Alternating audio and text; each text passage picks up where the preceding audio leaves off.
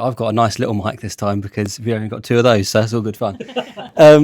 So thank you for firstly allowing us in your office, and thank you for spending some time with us today. If one of you wants to go first on intros to yourself and what you do, that would be great. Yep. So I'm Justin, Chief Exec at Bedford Chamber of Commerce. I'm Kirsty Maynard, I'm Commercial Operations Director here at THSP. Perfect. So if we start with Chamber of Commerce and what that involves and what that's about, it's something that TruPod as a business is part of, but I know that it's a big part of a lot of businesses across Bedfordshire and in the UK. So if you could just a little bit of a conversation around what that is and what that looks like. Yeah, of course. So as a chamber, we've got, well, as I left the office yesterday, about 824 businesses in membership, and they range from sole traders all the way up to multinationals and across a whole variety of sectors. And roughly a third of our members are manufacturing and engineering, another third professional services, B2B companies, and then the final third, literally everything else in between, from a primary school to a big logistics company. So quite wide-ranging and pretty reflective, really, of the businesses in Bedfordshire. Brilliant. And what was your involvement? I know you're sort of very senior in the, how long have you been part of the chamber, and how did you get there? Yeah, so I've been chief exec now coming up to 8 years in April. How did I get there? Not by design. So it was so my background. I'm an accountant by trade. Have worked in the past, always in industry, mainly manufacturing and logistics companies, again, which is quite a reflection of the businesses locally. And quite a few years ago, I was made redundant. Just bought a house, a new house. That's good timing. Well, it's never good, is it? Really, No. Redundancy. But you're right. Yeah. So completely by accident. So I went out contracting, and there was an opportunity to implement the new finance system at a company, Chamber of Commerce, never understood what they'd done in the past. And X amount of years later, the last 8 years, I've been chief exec. So not by design, and probably like a lot of people locally didn't actually know until I was actually into it what actually a Chamber of Commerce was and what it could do for local businesses. It's always bizarre how you find yourself in roles that you kind of never expected. Just kind of situations happen and they happen and they happen, and then you kind of find where you're supposed to be, sort of when it happens, type of thing. Yeah, I think I never had a grand plan. I don't think from when I was younger. I think there was in my mind a solicitor, lawyer type role, but I was told at school, go to university. Don't matter what you pick something you enjoy, and when you come out of university, you'll have your pick your roles. Well, that weren't true. No, I know that feeling. So I actually went back to college and done a 6-week summer course on finance and accountancy, and that's how my journey into finance and financial roles started, really. And then, as I said, I don't think I've ever had what that dream role is. I think just your skill set sometimes, maybe, or what you enjoy, sort of brings you into a route that you never really expected. You end up where you're meant to be. Yeah, 100%. And sometimes what you think you're good at is not what you're good at, and what you don't think you're good at is what you're good at. And you kind of, I think sometimes you've got to take a chance and take a risk and see where that takes you. But there we go. Now it's your turn to tell your story. I've been at THSP for 22 years now, and I joined as a cover receptionist and a customer service administrator. And over that time, I got interested in lots of different things and lots of different departments, and worked my way up from that to commercial operations director. Wow. And did that just by being interested, loving what I did. And I'm one of those annoying people that says, I love my job. But I truly do, because I have found my place and what I'm good at here at THSP, and helping businesses to realise their true potential, helping businesses to be safe, and making sure that everyone goes home safe at the end of every day. What more could you want from a role? So yeah, you're like me then, that sort of fell into it. Yeah. I think my first that contract piece for the chamber was 3 weeks. Wow. And 20 years 20 later, years later. years like yourself. Yeah, so Here you are. Much like Justin, I was looking to pursue solicitor or law role, and then decided to just go out into the wide world and get a job for a little while, and here I am. Yeah, it's interesting. My mum, she's got a job when I think she was 16, just at just sort of doing bits and bobs, and she's been there for like, I don't know, she's still there now, so she's been there for like 30 something years, done everything I think within the business. And I think just that there's university, there's courses, there's all this stuff, but sometimes just hard graft, enjoying what you do, being passionate about what you do. I think that's still so important in the working world, isn't it? And just the graft is hard work sometimes beats intelligence, and experience comes from that hard work, doesn't it? Absolutely. oh yeah, for me, I'm definitely not the smartest person in the room, but when in the beginning of my career, I was always prepared to go the extra mile, and I think that hard graft but as you said, that passion bit, I think that's really important. And we've fallen into roles, but at the end of the day, we realise the opportunities that exist within it. You get passionate about actually what we're trying to achieve as a business or as an organisation, and I think that drives you, and that's what's kept me certainly at the Chamber for so long. But you're right, hard graft, can't beat it, right? Roll your sleeves up and get interested and involved in lots of different things. Yeah. And like you say, effort's always going to trump skill. When it comes to working hard, you can be the smartest person in the room, but if you're not going to put the effort in, it's not going to make a difference. I also think in my career and the people that I've met and spoke to, the people that are senior and do sort of progress in their career aren't always the people that did well at school or were really academic or would say the same thing. They're not the smartest person in the room, but they found something that they enjoy, they're passionate about. And I think that's so important in sort of especially younger people's lives, where they kind of, education is, don't get me wrong, important, but the university piece, I was pushed to go to university because you're going to put yourself above everybody else, but not if everybody else is going to uni and got a degree. You kind of stay in the same situation. So I think there's a pressure to be more than this, that and the other, when actually it's just turning up on time, working hard, willing to stay late, willing to do all these things that it's difficult for an employer to ask you to do, because you have to want to do that. I think it's pushing yourself out of that comfort zone. You know, I would always say I'm pretty much a bit of a wallflower, if anything. But the role has pushed me out of the comfort zone, where I have to speak in front of people and go out and meet people. You know, I'm talking to business all the time. When I walk in the room, I have no idea what they're going to ask me or what their challenges are, and I think it's also about learning as well. So I don't think I'm in a fortunate position where I get to meet a lot of entrepreneurs like yourself. A lot of experienced business owners, and it doesn't matter if you're a startup or the chief exec of a multinational. I've learned something from every single person that I meet in business, and I don't think anyone can know it all. But if you that open-minded piece to develop and say, widen your mind a bit and say, oh, actually, I've never thought of it like that, and then I always bring something back out of a meeting that I can apply into our own businesses. I think. Yeah, I think you can take so much if you're like open-minded and willing to have that conversation with people. I met with a friend of mine the other day, and he's in a completely different industry to me.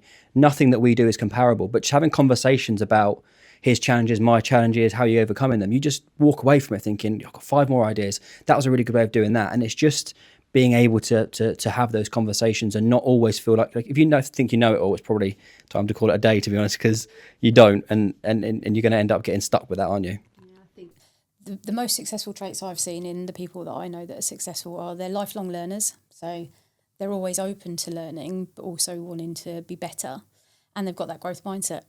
They're open to the opportunities, there's no limiting beliefs, and they learn as they're doing. You know, they build the aeroplane as they're taking off. It's sometimes hard to do that. I get an idea and I think, right, I'm going to go with it, and then you kind of work out how you can do it afterwards, which is great if it works. But if not, you're thinking, okay, I've got all this ideas, all this stuff that I've done. What do you do with it next? But then you just keep rolling and rolling and rolling. And I think a lot of it is the hard work and kind of just stepping out your comfort zone and just sort of fake it till you make it, and sometimes and blagging that you can do stuff when you can't. And I think that's sometimes you've got to sell yourself to do more than you can do to then push yourself to go and do it. I was talking to someone the other day about kind of when you've got a new business, sometimes you have to say, yeah, I can do that, but maybe you can't, but you go and learn, and you take that time to go and learn, and then you bolster another service on and another service on, and that's sort of how you grow, isn't it? Absolutely. I don't think I've ever started a job without thinking, oh my God, what have I done here? What have I done? What, can I actually do this? And there is that sort of, I don't know, not imposter syndrome, but I think, and you're right, it's, you're seeing the opportunities when you're talking in those circumstances, thinking, actually, I can do this. I just never considered it that way. And then you're grabbing that opportunity. And that's what all great entrepreneurs do, right? Yeah. I think that's just in day-to-day life as well. You've got to take chances. You've got to go for stuff. Otherwise, you kind of get a bit stuck. And, life is about living and going and seeing what the best you can do.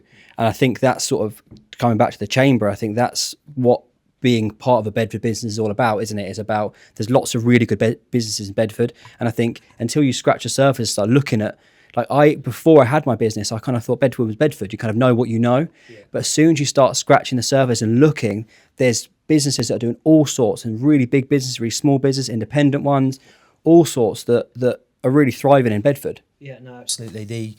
That's one of the beauties of my role is being able to get out there. And as you said, when you live in a place, you see what you see, you know what you know. But as soon as you scratch under the surface, I'm so lucky. I'll meet so many great people doing some incredible things locally. Without my job, I would have never have known that it was existing and happening locally.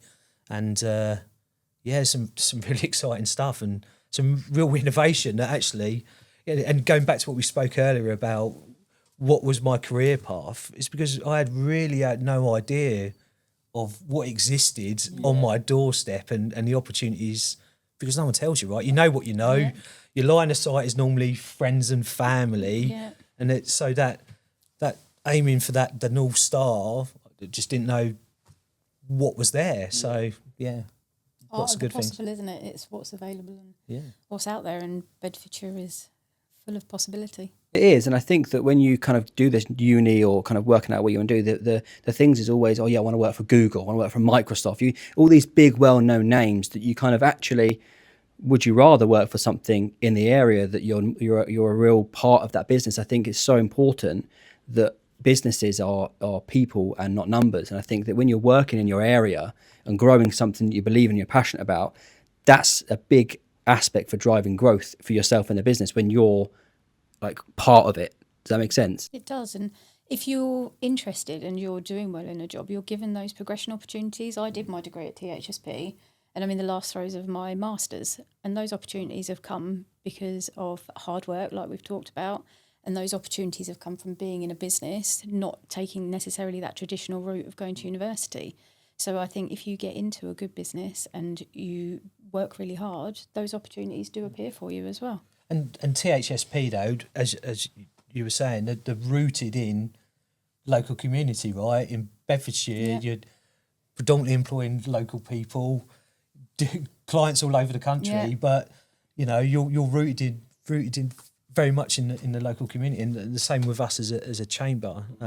We've been based in Luton now for 149 years. Oh, wow. And I don't look a day over 100. But you're doing well. But it's about that place, right? Yeah. And bringing people together, doing good things. You're not just running a business and making a profit. You're actually making a real impact locally, and I think that's really powerful. Yeah, absolutely. And I think there's two sides to it as well. There's the sort of established businesses in Bedford that maybe, like I say, people weren't aware of, and I think that Bedfordshire needs to be celebrated more in that. But there's also a community that's positive around starting new businesses. I know that a lot of independent businesses in the Bedford area and Bedfordshire are so supportive of other business. There's not the real competitive, sort of aggressive competitive nature that you can get in some areas, which is really encouraging. Like for me, when I first went to meet people and stuff like that, there was never a real aggression. Well, you do something similar to what I do. It's just about encouraging people to grow, and then hopefully then employ more people, and that sort of feeds into itself, doesn't it? Yeah. And I think that's the beauty of the chamber network is that actually there are potential competitors in the room, but it's more peer to peer, right? Absolutely. So you're looking at collaboration, supporting each other, blowing off steam, support, whatever Yeah. it might be. But I think just the nature of the people that are involved are within a network like the Chambers, that they're keen to give back, make an impact locally, and they'd rather do that together than plough a field on their own, I think. It doesn't feel competitive when you're in the room, even if you're in a room with lots of different people who are doing what you're doing. It always just feels collaborative, and the people are what make the chamber. Those experiences you get from being in the room with those people and the relationships you build. And I think that the beauty of it is that everyone's there for the same reason. They don't go out of their way to sign up and pay and turn up just to say, well, I'm going to see what you're doing so I can go and beat it. It's all about that growth, and even if you do speak to someone that you're technically competitive with, doesn't mean that you're not sharing ideas of you're not doing that, I am doing that. And I had a conversation about potentially working together on stuff that you don't do and I do. And I think you wouldn't have approached that normally. You wouldn't call someone that does something similar to you and say, hey, I noticed you're not doing this. Can I do it for you? That conversation wouldn't happen, would it? No, that's right. No. But I think, as you said, and you're right, that synergy piece. So working together, pulling together to say, actually, build the relationships. If we approach it this way, or whether it's a joint venture or whatever it might look like, is actually let's work together and create something even more special than we're all already doing individually. So I think that open room is pretty informal, right? Yeah. We've suffered terribly over the years of being the perception of us being an old boys network, and it isn't the case. Absolutely not. But it's one of those that it's always a myth hard to bust, I guess. But you're right, people are not stuffy, they're informal, interested in meeting people, exploring opportunities. People buy from people, right? Yeah. So I'm intrigued. I'm going to put you on the spot now. So when you started as your role 8 years ago, Yep. do you reckon you've got a rough number of what the members were at that point? I'm going to say around about 650. Okay. And do you think that's, again, is this your good work, or is this lots of new businesses coming in, or a mixture of both to get that number up? Well, it's actually my team's incredibly passionate, right? They mimic the members almost within the network. They really care. They want to see your business grow. They want to see the best for Bedfordshire. And they take it personally when sometimes a member resigns, you know, and it's so they're incredibly passionate. I think when I started the role, it was fairly easy to set the vision for the organisation because I had a group of people that already believed in that vision and the direction we should be taking and the travel. So I love to take credit, but it's because I've got a great team, and secondly I've got a great network. Yeah. And it makes life a lot easier to bring new members in when we're getting referred by current members. They're saying, actually, have you thought about this? Or looking to build your network locally. And we're, as I said, we're in a pretty good place, but that's not down to me. I love to claim the credit, but... Do you think that the outlook of Bedfordshire and businesses and business health and things have changed over the last 8 years, positive or negatively? Yeah, so I think I probably saw I was about 18 months into the role when COVID hit. And I think I saw a big change during that period, just for us as an organisation, as well as businesses around us. We were all forced to pivot, right, pretty quickly. Yeah. We had to be agile. So it made us focus on our business and were we doing the right things? Were we, how we were communicating people? What, are we adding value? So it gave us a bit of a period of time to pivot. So I would say the last 5 years has been probably the most challenging in the business landscape than I've seen. In the past, you have peaks and troughs, right? Financial crisis, crashes. But this seemed to be in a 5-6 year period where you had the pandemic, nothing gone through before. Then you have Russia invasion of Ukraine, oil prices, economic instability, inflation. We're seeing now, aren't we? Conflict in the Middle East. Yeah. What we do, Donald Trump saying one thing today and tomorrow not. So we're all living in uncertain times, and I think particularly when you're running a business, the one thing, if you could ask for anything, was a bit of at least medium term stability. Stability. Just so you got time to work on that vision and work towards your goals that you've set out. We were speaking earlier this morning that since COVID, so the last 5 years, I haven't had longer than a 1 year business plan, and as someone that has a financial hat on and background, that's alien to me. It used to be 3-5 year business plans, set in stone. You don't know what 5 years is going to look like. I have no We idea don't know what tomorrow five. looks Yeah, like very right true. now, let alone 5 years. So I think, but what I've seen out of all the challenges is how resilient local businesses are. The innovation, the pivots, The agility. all of that. So Have you seen a similar sort of thing in your space and where you are? Absolutely. The businesses didn't have a choice but to be agile and look at different ways to innovate. We did the same, still being able to add value, but THSP works in construction, and construction continued throughout. It persevered during COVID. One of the only few things that kind of kept going, isn't it? Yeah, because they didn't stop. They continued the whole way through. So the rest of our customer base really had to think about how they could do something differently, how they could pivot, how they could be agile and still continue to operate. And we expected to see a huge drop during COVID in our retention rate in our customers, and it was the opposite. We had our best ever year of retention because our customers were focused on the things that they could control during that time. Yeah. And one of those was their compliance, their health and safety, their HR. They took that time to really nail it down and get it right during that time. So we saw that businesses persevered and they came out the other side stronger, but they were also stronger as an organisation, internally, not just in the business world. It's a really strange time, isn't it? So starting from COVID, there was sort of personal business reflection on a lot of things, and I think there's the business. A lot of people just had to adjust, whether it's hybrid working from home, or what their services are, what their deliverables are, or what everything needed to be. And then personally reflecting, I've seen there's been so many people that have just started businesses or changed careers in that time because they had some time to sit and think, actually, am I, again, going back to the passion piece, am I passionate about what I do? Do I enjoy what I do? Am I getting the best of myself? And there was so much of a shift in, I think it's funny because, not funny, but people started a lot of businesses in probably the worst 5 years that you could possibly have started a business. The toughest time to find, a lot of businesses are struggling now because you've kind of felt like you've been riding the storm for 5 years and it looks like another storm's coming round the corner.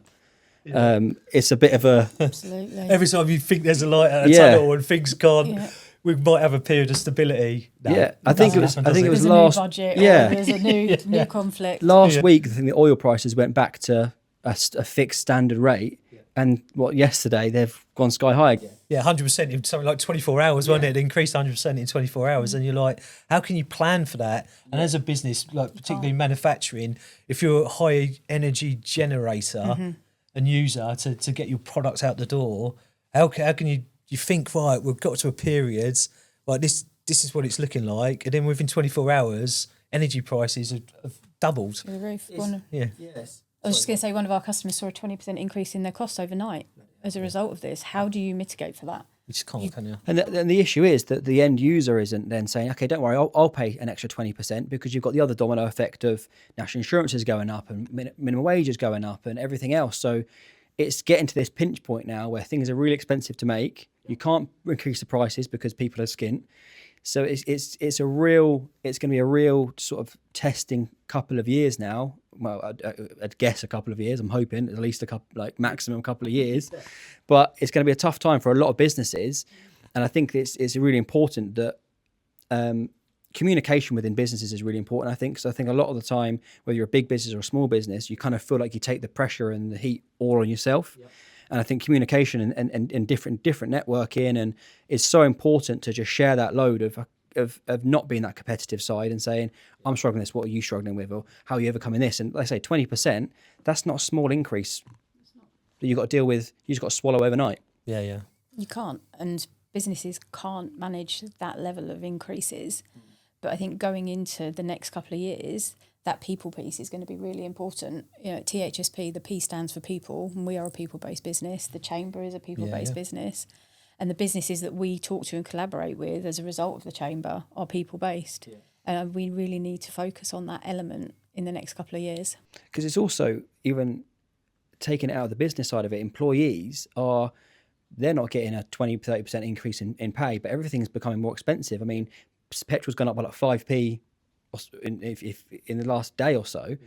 That all adds up, and that people piece is so important for your employees as well. To just, people are going to be struggling. Like, people are already struggling, but people are going to be really struggling, and it's so important to have that understanding, isn't it?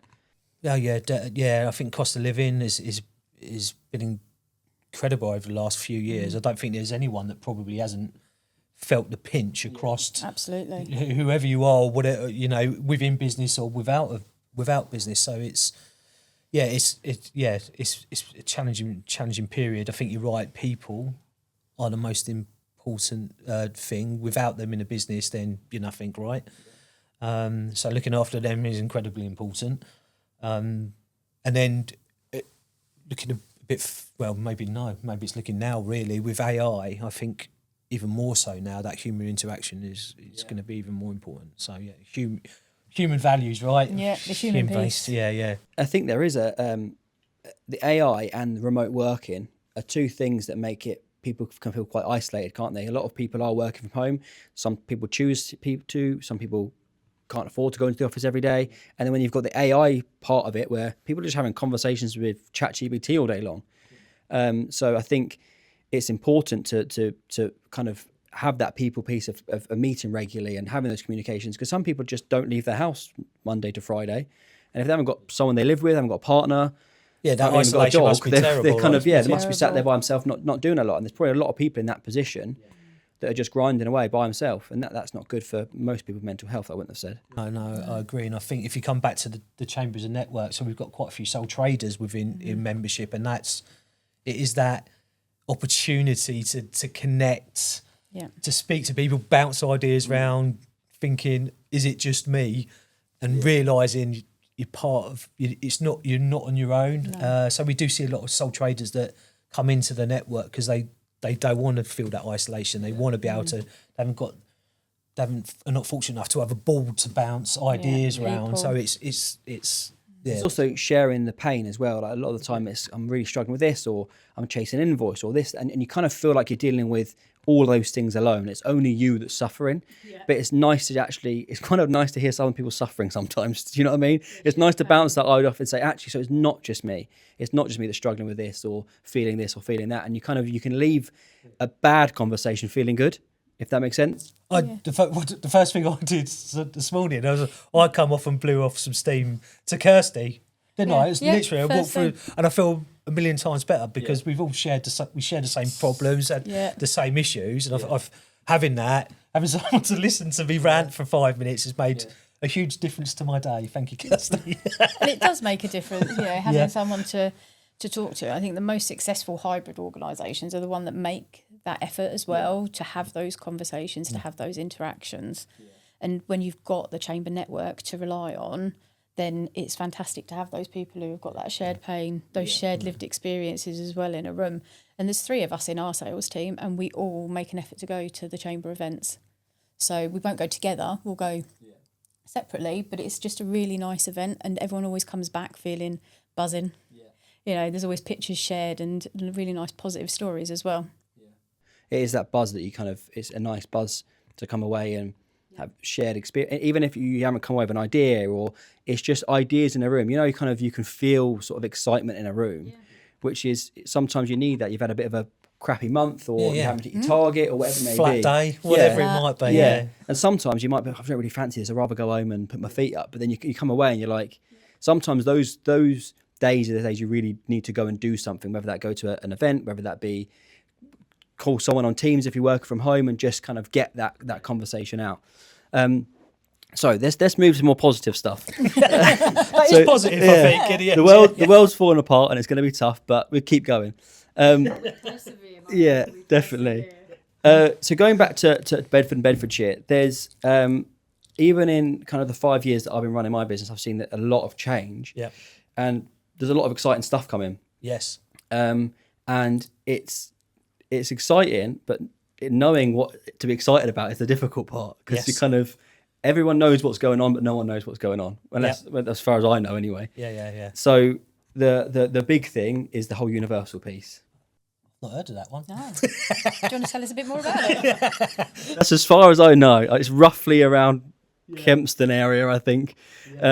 So I think it was a weird one because it kind of got like introduced, and everyone was like, "Wow, this is so exciting!" And then everyone was like, "Now what?" So and everyone's everyone talked to us like, "Where's it going to be? When's it going to be? What's going on? And is it going to? Should we try and get an Airbnb and try and get a bit of property and all this sort of stuff?" Yeah. So there's a lot going on, and I think there's so much excitement around it, and it's just trying to get our head around what that all means. So I'm looking to you two for some hope. Shall I start with the Universal project? This is your area of expertise. And then maybe, if it's okay, we'll talk about BedX that we've created and some stuff. Absolutely.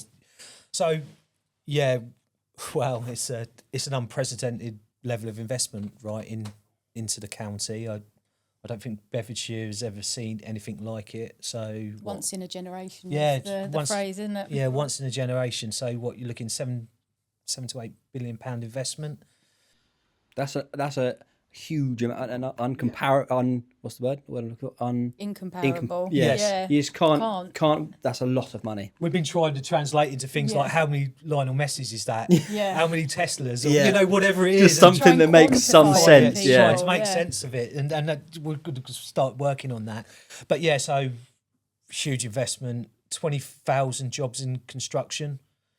Peak 5,500 in something like 28, 29 on site. Peak point. 8,000 people plus when it goes in operation in 2031. 50 billion pounds to the UK economy in during construction in the first 20 years of it opening. It's massive. 8.5 million visitors in year one. 55,000 people on peak days. Peak days. 55,000 is what they said on a peak day, isn't it? Yeah.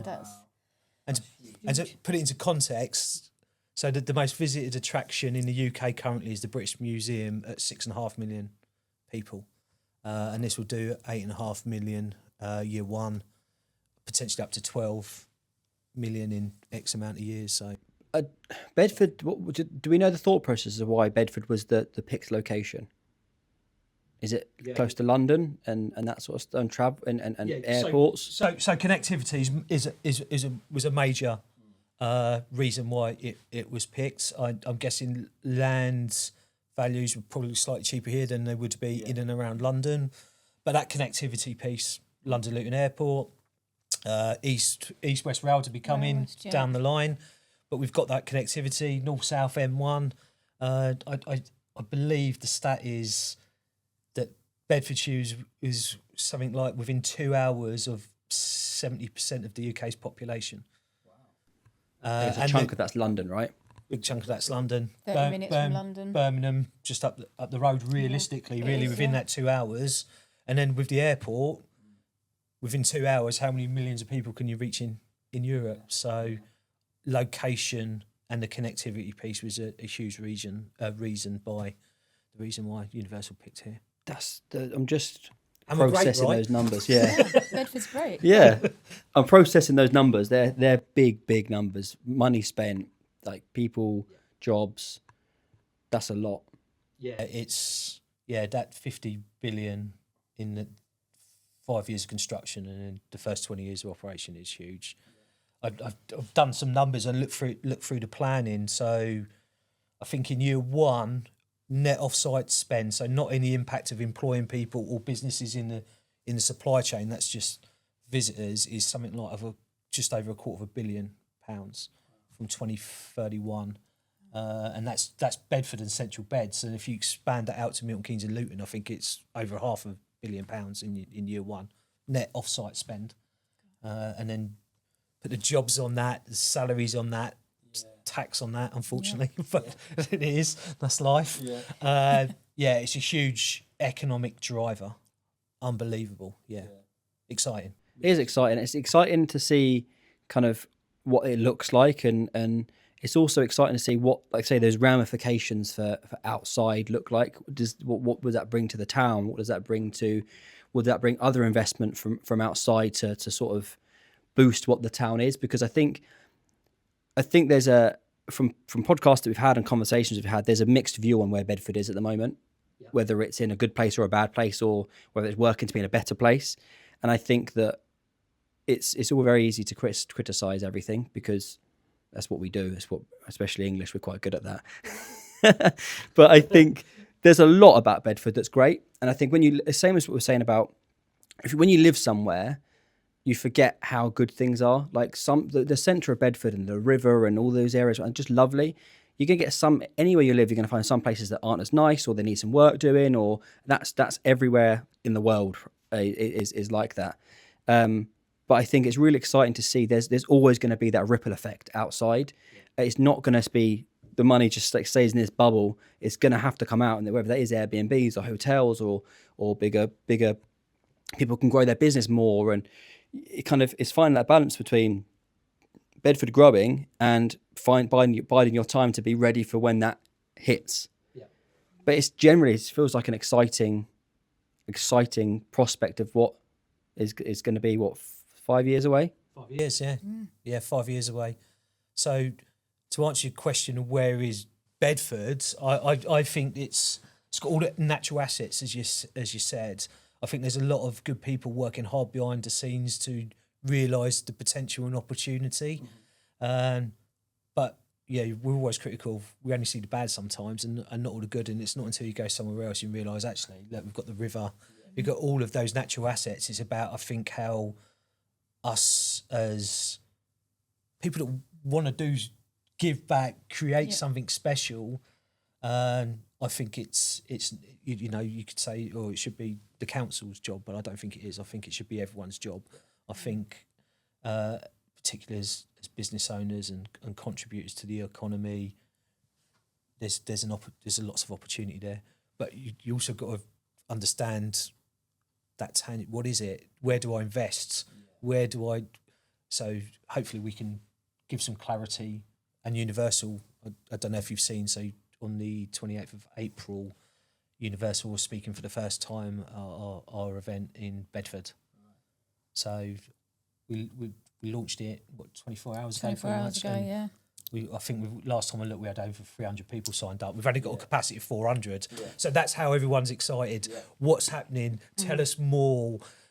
Make it tangible so I can see where the investment is. That's the big thing, is that really saying and feeling what it's going to be and what it means, because it's the whole up in the air. People don't know what they don't understand. Don't like what they don't understand. So it's about understanding. This is what it means. This is when it's going to be. This is what it means for everybody else, and then you can start, hopefully, actually having a 5-year plan for what that looks like, as opposed to just looking at a 1-year plan. Like, this is what it's going to be in 5 years' time. Whether it opens on time, let's hope it does, and we can kind of, what does that look like for businesses, and how can you maximise this opportunity? I think we're seeing a level of regeneration in Bedford over the last year since the announcement of Universal. You know, when I think back to what Bedford Town Centre looked like a year ago, there was a lot of empty shops, not so many now. Yeah. There's a lot of businesses that are taking that risk early to be prepared.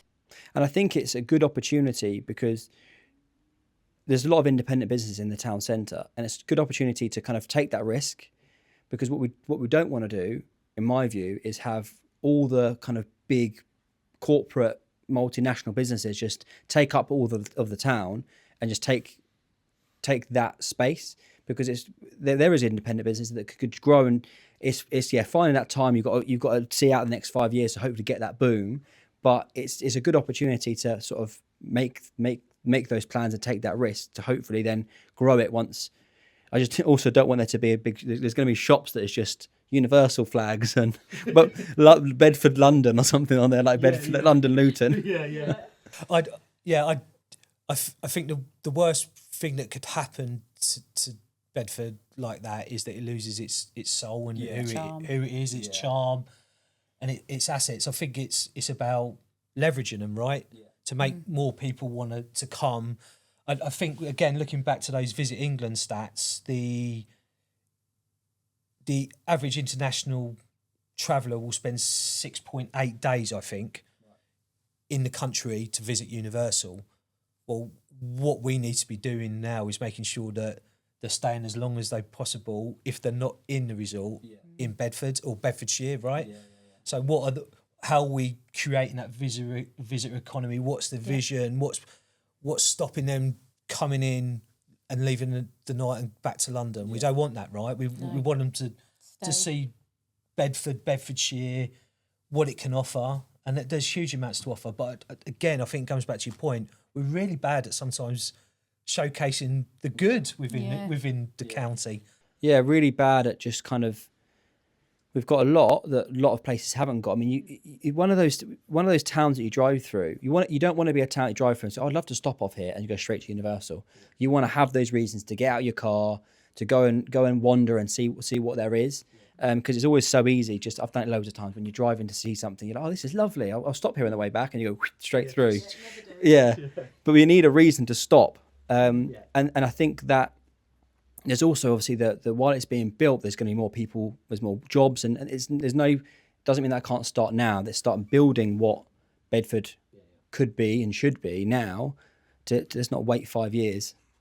No, we can't.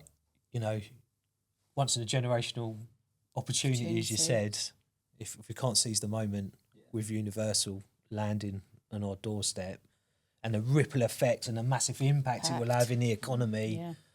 We'll never be able to take advantage of it, right? So now it's now or never. Has it started yet? Is the first ground been broken and it's on its way? Yeah, there's bits going on over there. Yeah.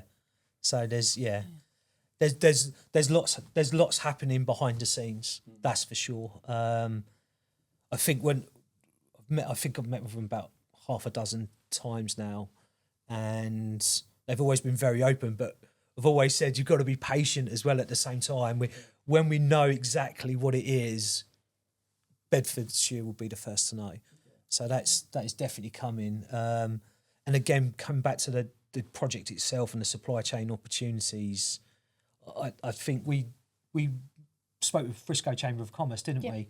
So as a chamber, you might or might not know. So we're one in Bedfordshire. There's another 50 up and down the UK, so from Cornwall to Aberdeen, and then there's another 80 British chambers of commerce across the globe.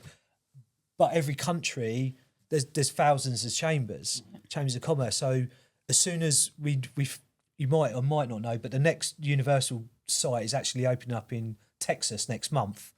So it's not to the scale of this, and it's quite focused, but. So the first thing we, as a chamber, we could pick up the phone to their local chamber and say, how did it work? What happened? What was the impact?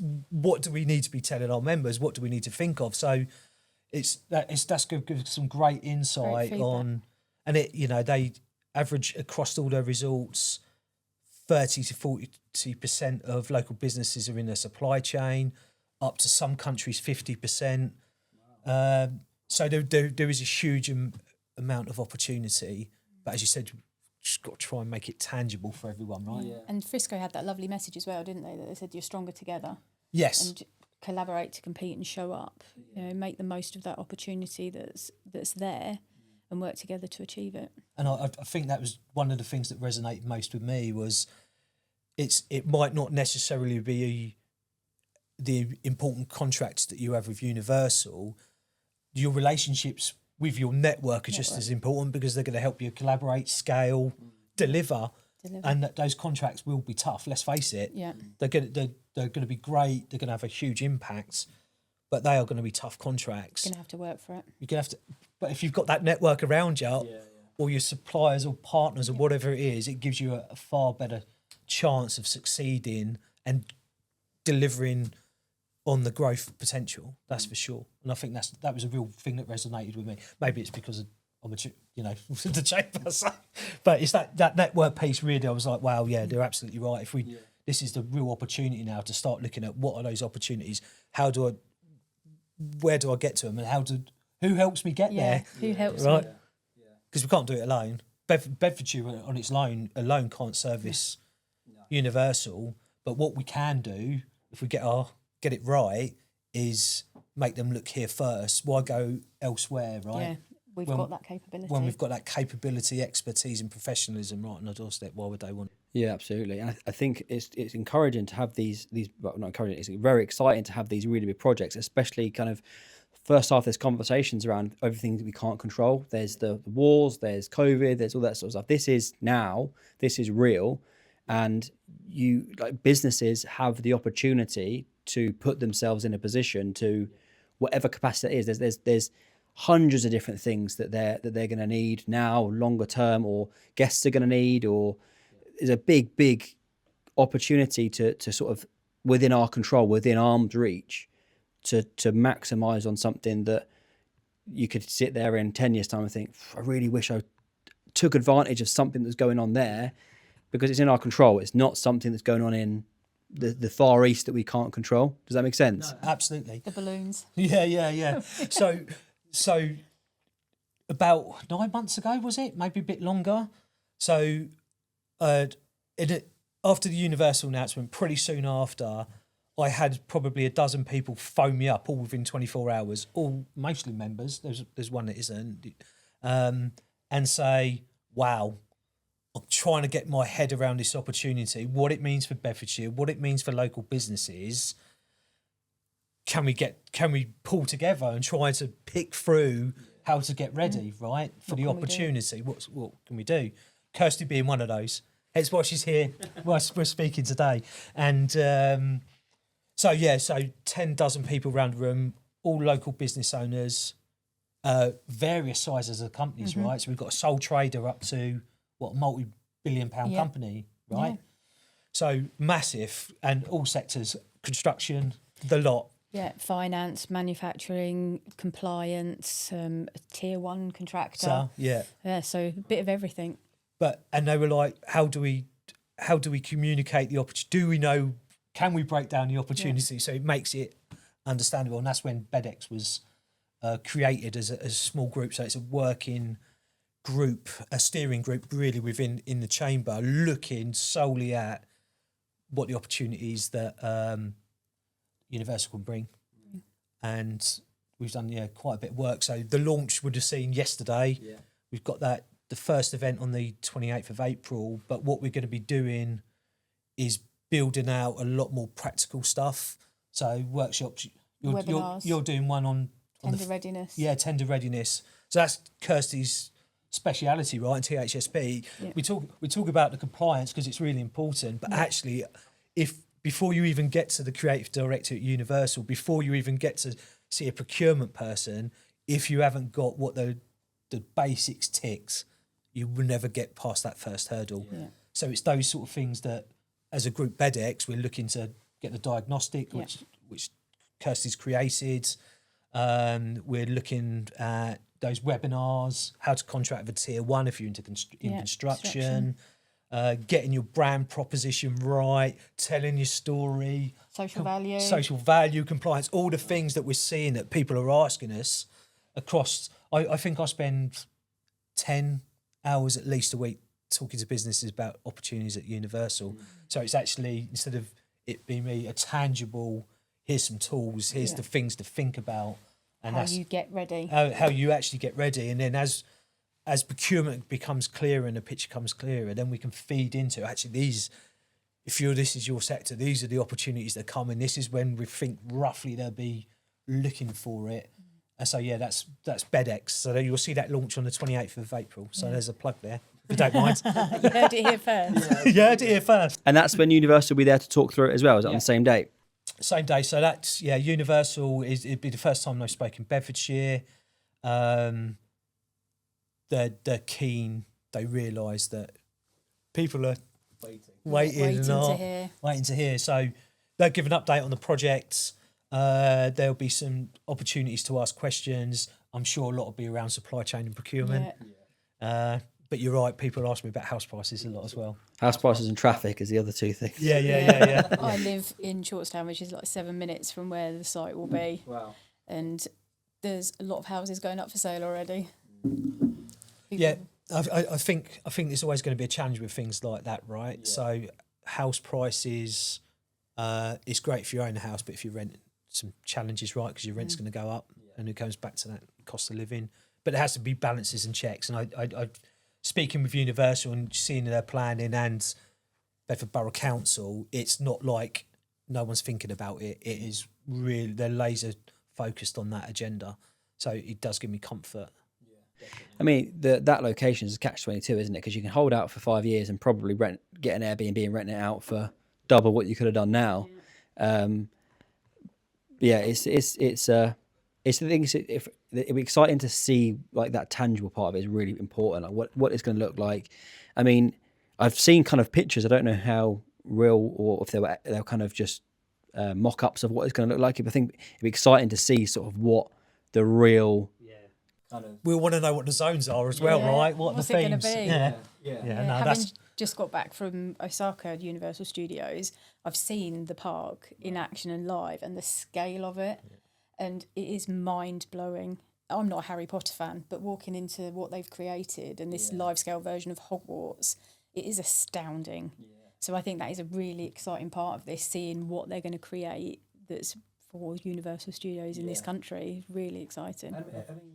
It's so exciting to have something so close. I mean, there's Disneyland Paris, which is kind of the closest big thing, and then it's the US. It's kind of the big like standout ones. There's other things dotted around, but that's the big standout one. So to have something massive, literally 10 minutes, 15 minutes away, is even saying that like that is kind of hard to comprehend that it's going to be of that magnitude. Yeah. It's just like, it's one of those things. And sometimes when you look across the country within a chamber and you see these sort of like investments that are happening elsewhere, and you're like, wow, if only, you know, we could grab something like that, what a change it would make to Bedfordshire.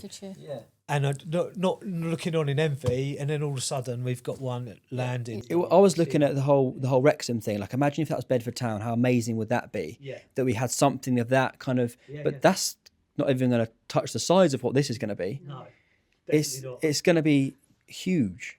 And translating that to Bedford, you know, you talk about Florida, Paris, Japan, you go to these places and you expect to see something of that scale. Yeah. I think it's difficult for people in Bedford to translate that. Yeah, if you said it was in London, just outside London, you'd be like, that makes sense. But kind of, you just see Bedford as kind of Bedford. Like I say, the river, cinema, pubs. You don't then think, I mean, it's going to be outside of Bedford town. It's not far at all. No. It's going to be huge. It's going to be a real change to the landscape of the town. Yeah, it's transformational. Yeah, truly is. Yeah. I don't think there's anything else that you can say about it. Really, it's huge. And the halo effect across. The whole infrastructure of everything needs to change, doesn't it? And probably stuff that needs to be changed for a while. That's going to escalate this and really make things happen quicker. Yeah, exactly. And I think that's the key point. It's going to bring it forward, right? Yeah. The opportunities there. Actually, maybe now this is the time. But I've not met anyone that isn't excited about it, or not many. No, I think if you want to get your head around it and see it in that way, I mean, you can always look at, there's going to be traffic and they're going to be building sites for however long, and it's going to be this, it's going to be that, and you can always look at that, and there's always an aspect of that is true, but it's just a bigger picture. It's exciting to just have something like. Like I say, you always see something else going on. Like I say with envy, you think this, if we had that, that'd be great, and we had that, would be great. It's just when it's ready, I just hope it doesn't rain all the time, and because other people won't come. But that's a typical British Get thing, a brolly, right? You'll be fine. I'm going to set up a umbrella company, and I'm just going to park outside, and I'm just going to sell loads of umbrellas. Well, when we spoke to, you say umbrellas, but when we saw the Frisco and the procurement there. Actually, one of the things they put up was balloons. So there you go. So all the things that you think you wouldn't even think about that they'd be looking forward to procure, there was party supplies, weren't there, and balloons. We're going to set up a balloon factory. But so that, honestly, so we look at the ripple effect, and we talk about, don't we, like visitor economy, supply. At the moment, everyone's in the construction phase. But we had a creative sector round table on Tuesday, and we someone round the table was ex Merlin Entertainment, so Alton Towers, Thorpe Park, and all of that. And she said, you may think that because it's not opening until 2031, that they won't even be considering the creative stuff. And she goes, I've seen it. That is not true. give it a couple of years and they'll be switched on and they'll be thinking about what that looks like, because we're all thinking it's only construction for 5 years. No, I think there's a huge amount of opportunity coming a lot quicker than people think. It's just that we need to know what it is, right? We need to make it tangible. But like that balloon example, it's I read a stat a while ago that said that Disneyland is the second highest purchaser of explosives outside of the military because of all the fireworks. Right, okay. That makes sense. Yeah. Yeah, they do. Think how much money that must cost. That they're just buying fireworks, crazy big fireworks. And it's just that little thing that you kind of don't think about, that's just, they need to source everything from somewhere. And if you're producing like balloons, or if you're producing umbrellas, then you might get, there's so many other things that just, the tiny little detail that you don't realise, that because you're thinking the construction, you're thinking the whatever it may be, but actually it might just be, I don't know, badges or something that could be a really good opportunity for a local business to thrive in. Talking about that chocolate frog. That's exactly what I was thinking. No, you say I was going to say we talk about it in terms of chocolate frog, and Justin will explain what that means, but it's being able to help all of the businesses in Bedford find their chocolate frog. And that is a really nice story that you tell, but a lot better than I do. So when with Frisco, we're talking about supply chain and what it means for local businesses. Is there real opportunities, or is it the real biggest companies that are going to come in and service? And actually, it isn't. And what they look at each park is that they don't necessarily replicate the supply chains all across the world from the same people. They look at local solutions. So when they were looking for the Harry Potter in Orlando, wasn't it? It was, yeah. For a chocolatier to do a chocolate frog, they found a local husband and wife team, wasn't it? Yeah, it was. And they trialled them, and now they supply every Universal resort in the world with chocolate frogs. And that was a husband and wife team. They're not doing that in the kitchen anymore, are they? No. No. I think they said they've expanded 6 times on the back of that, from that very first chocolate frogs in a small shop locally in Orlando. They've now expanded 6 times. Oh, God knows how many people that they employ now. Yeah. Or how many frogs they make. Yeah, exactly. Yeah. It's you kind of you hear these stories about big businesses that they had that one break, that one contract, that one something that really just escalated them. This could be that for so many businesses. You could leapfrog your whole business, talking about frogs. You could like push your business forward so much just from that one contract. And that could be there could be lots of examples. Like you said, your three week contract that you had ended up being you were there for 20 plus years, or the one contract that just gets you through the first year, which is might be a tough year for businesses around now, to then put that in the bank to move on. So I think there's so much that you can take of this. That's not, maybe it's not longevity for everybody, but it's now to then move on to the next thing. Yeah, and I think as well, we're always talking about contracting directly with Universal, but actually, the average micro business won't be able to service those contracts direct with Universal. So what I'm saying to people, and we've spoke about it, is look at their supply chain. Where can you support the next tier up? Who's supporting the next tier up, And I think one of the things that the procurement guys at Universal said is the tough contracts, but they're long and the people are supportive, because they recognise how important local and small businesses are within their supply chain. And if they want the resort to run clockwork like a city, they have to have that resilient supply chain. It's got to be local.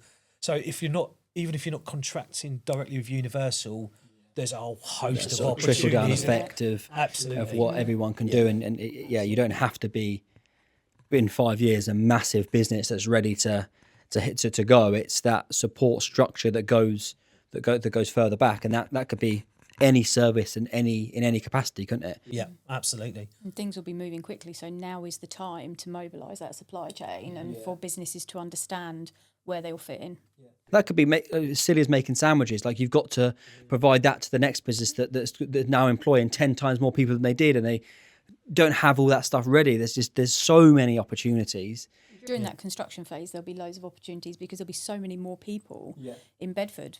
Yeah. So there's going to be a lot of opportunities that come off the back of that as well, not just when the park opens. Yeah, I think I saw the stat the other day that there's just over 1,200 hotel rooms and caravan pitches in Bedford Borough, and at the peak, just in construction, there'll be 5,500 people on site. So, you know, where they going to spend the money, where they going to be staying. Yeah. That's 5 years. Yeah. That's 5 years of economic impact And happening. 5 years worth of jobs as well, isn't it, for Yeah, people yeah, exactly. in the region? You know, not just, it won't be just people coming in, which is what you see quite often. This is jobs that are going to be here. Yeah, yeah. And if you're in, and so I know Universal is the thing that everyone wants, mostly what everyone wants to talk about, but there is still a huge amount of investment coming outside of Universal. So you've got expansion at London Luton Airport in the next 5 years. I think that's a £2.5 billion project. You've got Luton Town Football Club they're expanding, they're building a new stadium, and the development around that is 450 million. The old Vauxhall plant, that's been bought and that's going to be redeveloped by Goodman. That's 400 million. You've got Luton Who with the so they're investing about 200 million, maybe more, because they've got the ambition of hosting the Ryder Cup in 2035 onwards. So what's that? 100? That's be 100,000 people just looking at the golf on that day, let alone the 55,000 people that would be at Universal. So you know, there's huge amounts of investment. I've never seen this level of investment in Bedfordshire certainly within the 8 years of me being a Jet, but even even within 20 years being involved in the chamber. You hear it, you hope for it, you hear people talk about it, but there's actually Happening. shovels in the ground. You know, it's an unprecedented level of investment, and there's opportunity everywhere. We're right at the centre of the map, right? And I think that's the important thing here, because we talked about so much that what the last 5 years has looked like, and it's bleak for some businesses. It's really tough. I was chatting to a guy that I worked with. He's 30 years had his own business. He's not based in Bedfordshire, but he's dots around the UK. 30 years around his own business. Very, very experienced guy, and he said this is the quietest I've ever been. So it's touching so many different businesses, so many different spaces, but that's what's gone, right? We can't control that, but the exciting things that's coming forward, and it's just working hard, like we said, to put yourself in the position to be something to someone in that trickle down phase. Do you know what I mean? Wherever you are, wherever you sit, it's putting yourself in the best position to be ready for it. And it's happening. Like I say, it's happening. It's going on. Either get on the bus or don't. Yeah, I think you're absolutely right. I think it is. This is coming. This is happening. Inevitably, the halo effect, the trickle down effect, will impact a lot of businesses, right? But if you're not actually thinking about, prepared for, You're not ready. Ready for those. They're not just going to knock on your door. You've got to go and bang it down. Or Luton Who or Luton Airport, they're not going to lower their procurement standards just because you're a local business. Yeah. We have got to rise up to meet their standards.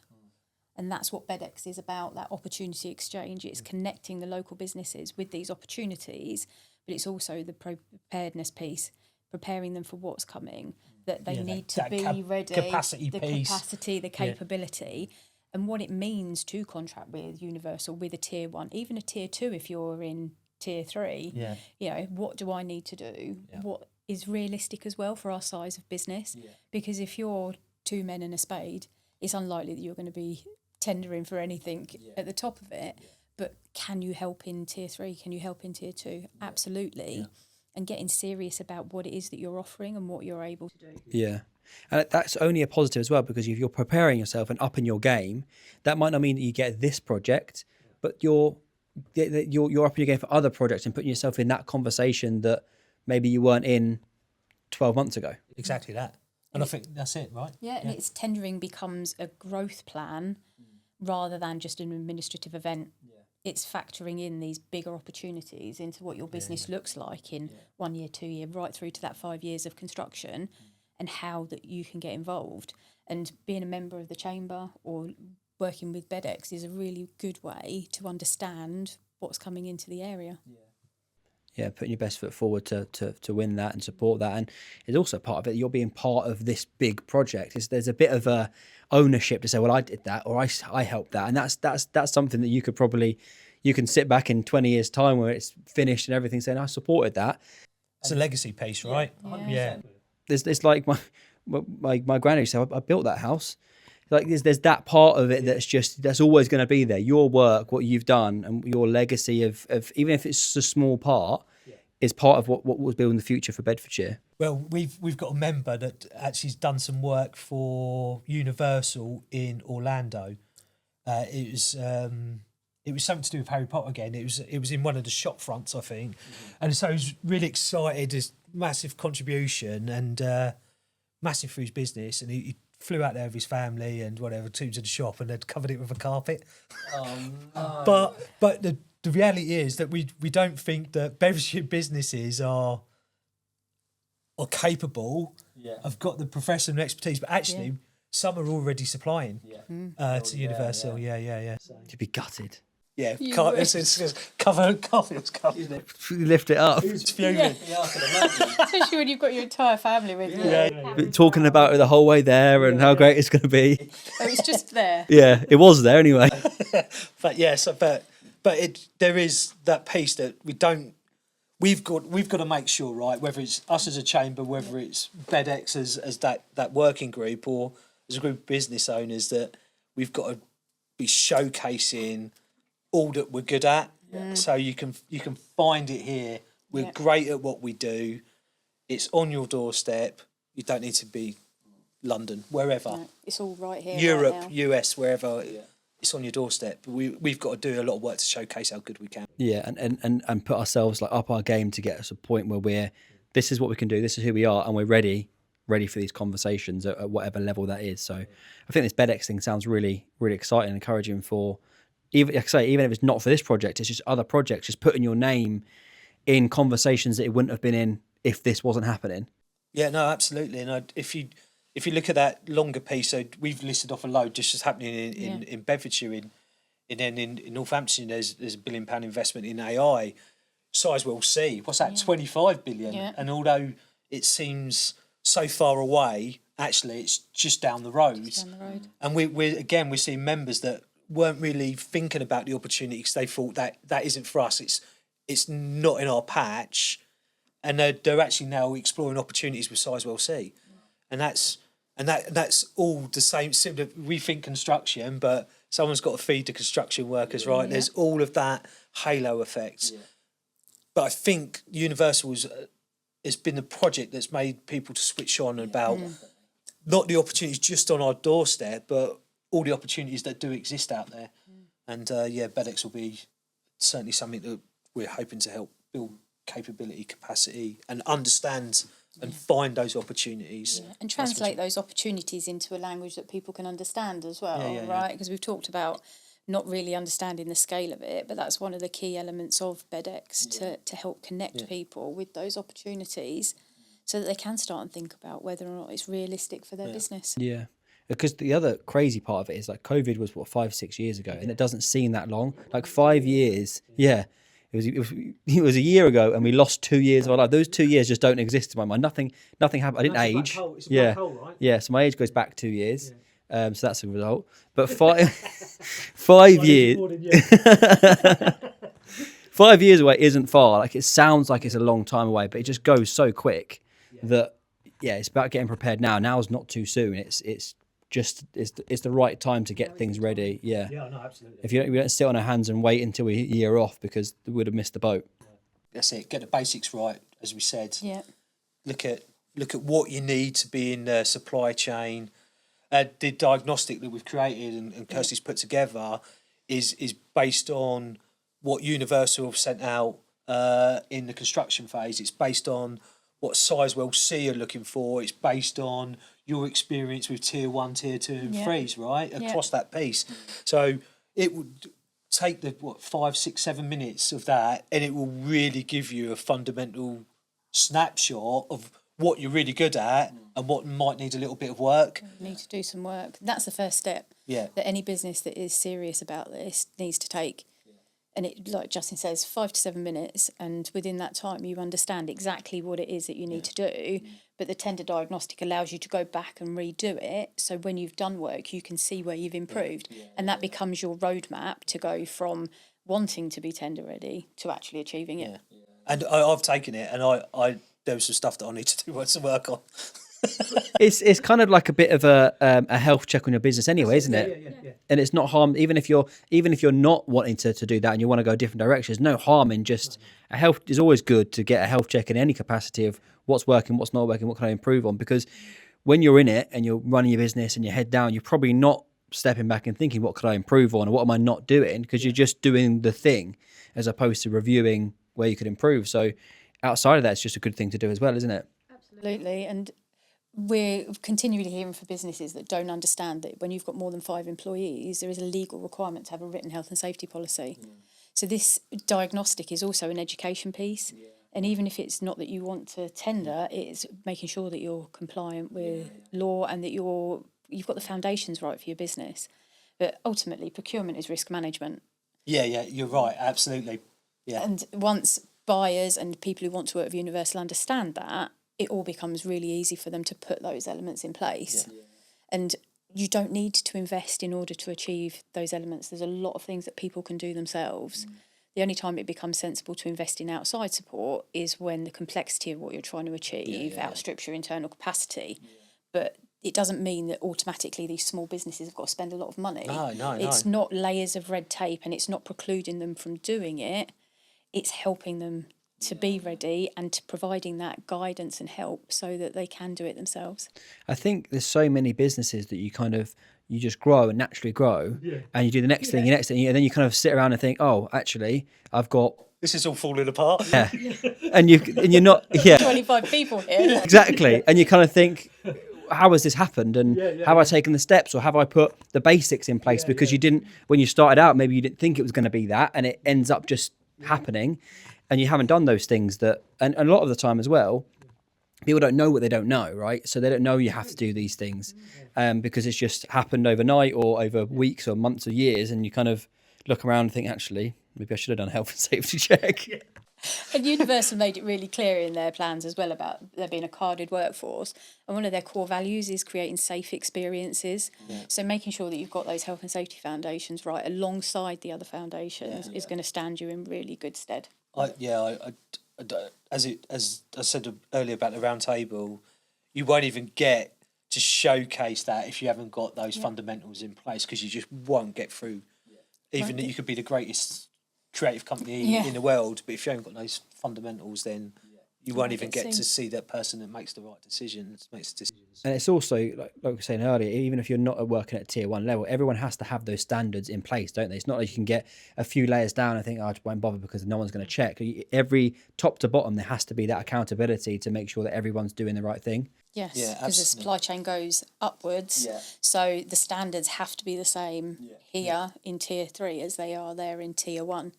You don't get a pass because you're a smaller business at all. If anything, we see that as you go down the supply chain, because there's more pressure on tier 2, the requirements can actually get bigger. But you're right. It's that piece, isn't it, where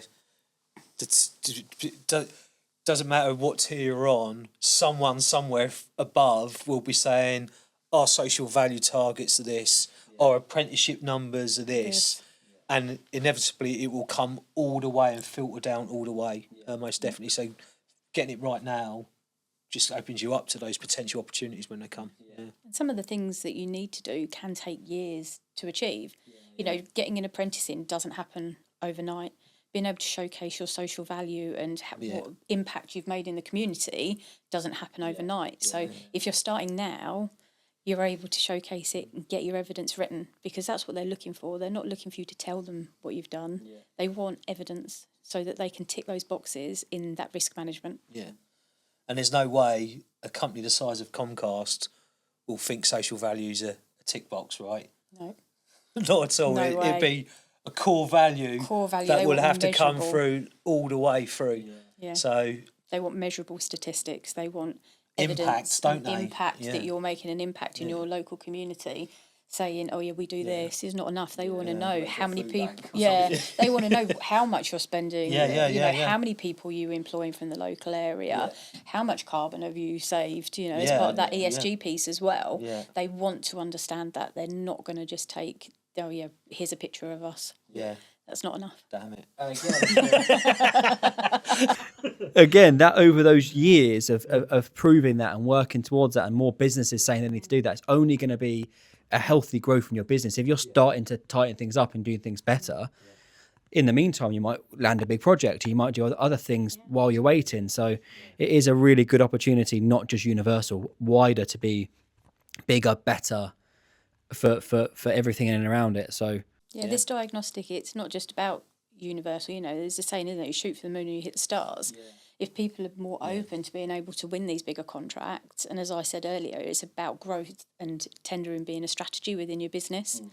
Rather than reactive, right? You're actually proactively looking at what those opportunities what might be. Yeah, absolutely. also kind of where to look, on how to approach them, and where you need to be, and the conversations in what rooms you need to be in. Because sometimes it's when you're starting out, you don't know who to talk to. You don't know how to get about these things. I might know how to do it, like put a tender together, but how do I even get to that conversation that there's something to be done type of thing? So all of it is learning that's encouraging and exciting. And it's nice for me to get an idea of kind of what this all means and when things are going to happen, because it's getting me going to be like, okay, I need to do this and I need to do that, and take the diagnostic. Yeah, definitely.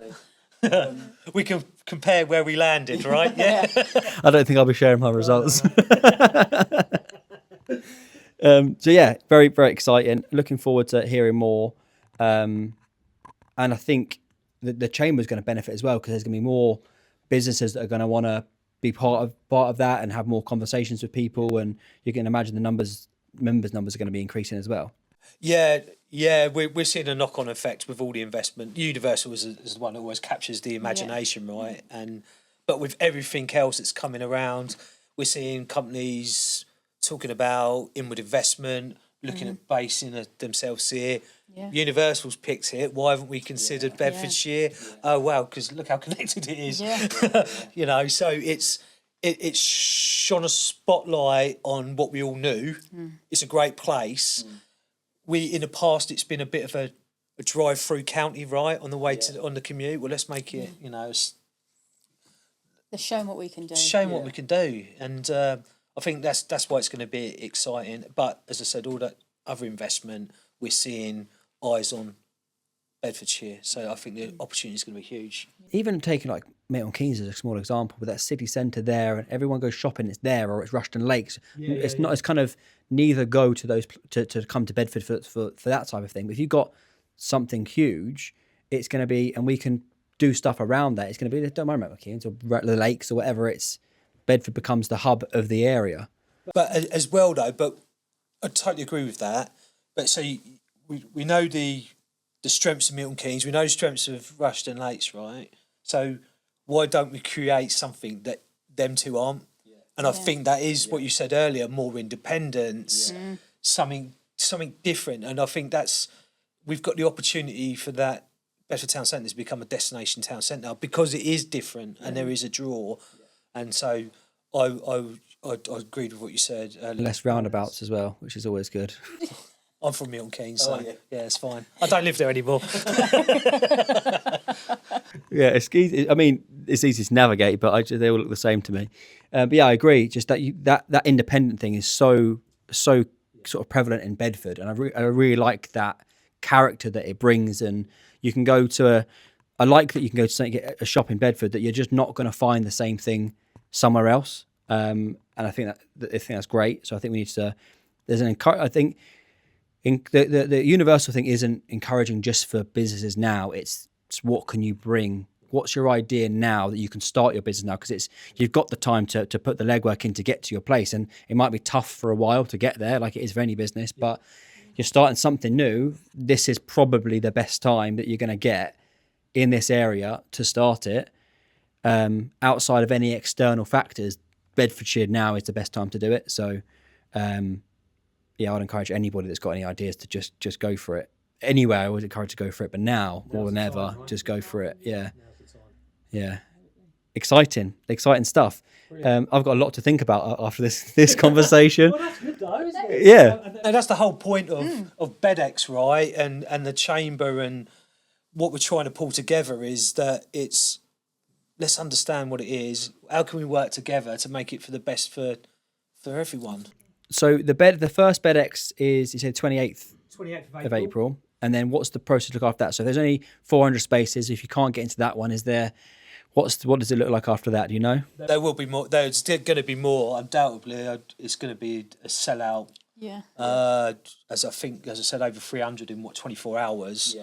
The venue can't take more than 400. I don't think we might be able to squeeze a few more in. So there will be more.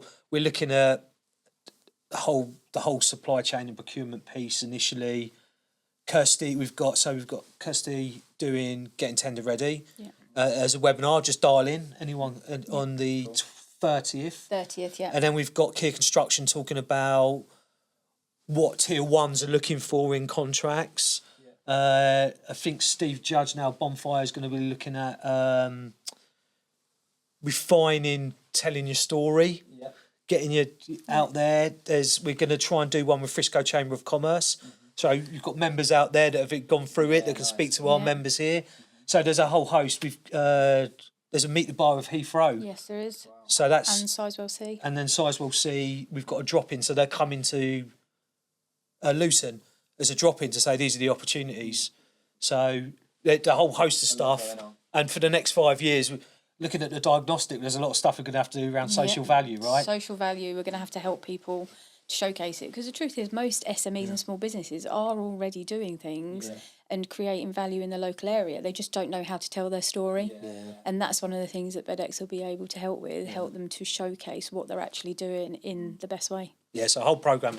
Nice, exciting. And if someone isn't a member of the chamber at the moment, how would they go about just joining, and what does that process look like? So joining is really simple, but if membership isn't for you and it's not for everyone, then with the working group we create with BedX, there's a channel. So being a member, what does being a member do, right? So you're going to be connected with a like-minded network of peers that want you to succeed and want you to support you on your journey and growth.